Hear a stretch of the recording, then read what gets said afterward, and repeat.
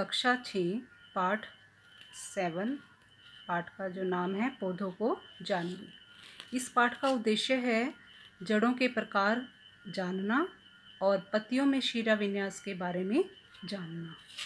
बच्चों, आपने अपने आसपास कई प्रकार के पौधे देखे होंगे।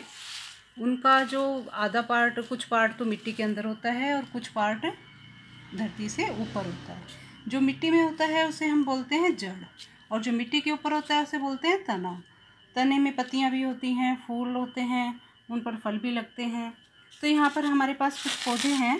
तो इसमें से ये देखिए, कुछ पौधों की जो जड़ें हैं वो आपको एक जैसी लग रही होंगी। जो एक जैसी हैं उन्हें हम अलग छांट लेते हैं। जैसे कि ये देखिए, ये पौधे हैं, ये जड़ एक जैसी हैं, ये भी, और ये एक तरह की हैं। तो इनमें आपको क्या अंतर दिख रहा है? ये जो जड़ है, ये देखिए, ये मुख्य जड़ है, इसमें भी इस तरह से मुख्य जड़ है, और इससे पार्श्व से, इसके साइडों से बारीक बारीक जड़ें निकली हुई हैं।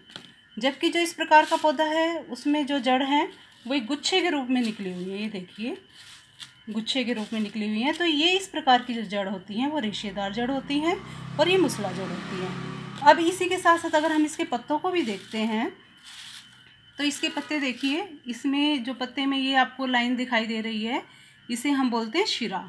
और इसकी जो शिराएं हैं साइडों में ऐसे निकली हुई हैं, और एक जाल सा बना हुआ है, देखो, ये देखो। और जबकि जो इस तरह की जो रेशेदार जड़ है, इनकी पत्तियों में अगर हम देखें तो ये, इसकी एक पत्ती हमने ये बड़े पौधे की ली हुई है, देखो, इसमें ये जो शिराएं हैं वो एक दूसरे के समांतर दिखाई दे रही हैं।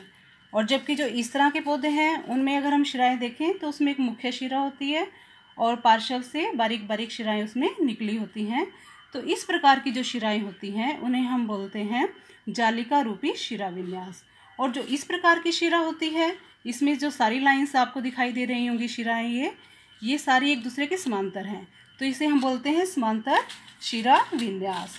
तो इसको हम इस तरह से समझ सकते हैं, जो जड़ के प्रकार हैं वो हमने जाना कि 2 प्रकार की होती है, मूसला जड़ और रेशेदार जड़। इसके उदाहरण आम, जामुन, नीम। तो ये देखो, ये इस तरह की जो जड़ हैं, ये इस तरह की जड़ें हैं।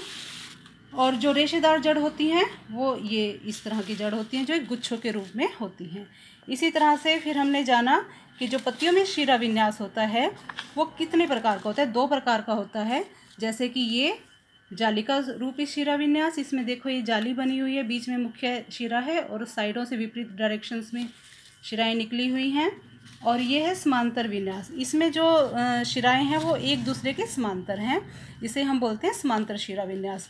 तो अब आपको ये भी पता लग गया होगा कि जितने जो मूसला जड़ वाले पौधे होते हैं उनकी जो शिराएं होती हैं वो जालिका रूपी होती हैं, और जो रेशेदार पौधे होते हैं उनकी जो शिराएं होती हैं वो सारी समांतर होती हैं।